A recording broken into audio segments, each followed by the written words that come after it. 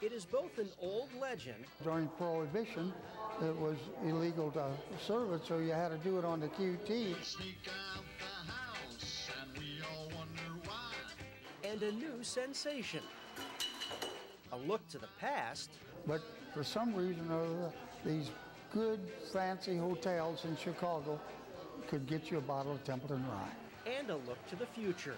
Well, welcome everyone. I'm Scott Bush. I'm the president of Templeton Rye. And at 33 years old, bringing the moonshine that made Templeton famous from Prohibition folklore to today's liquor store is a booming young business. But this is what whiskey looks like when it comes out of the still. It's totally clear.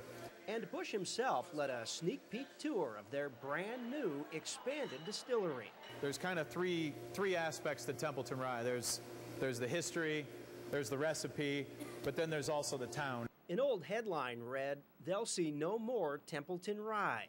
But now we see plenty. They began bottling less than 2 years ago. Already, they're jumping from 1,500 feet to nearly 12,000.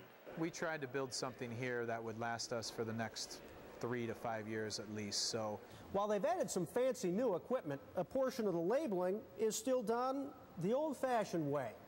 By hand, one bottle at a time. During the Depression, money and liquor were both tough to come by, and everybody was looking for extra cash. My father furnished the place. He wasn't actually the producer. 87-year-old Gus Schrader was a teenager when his dad rented out their hog house to somebody making Templeton Rye. The gentleman that was representing my father, he would come with a car with no back seat in it, and we'd load 8 of those 10-gallon kegs in the back seat. Today, 79-year-old Merlin Zubrod works on the bottling line.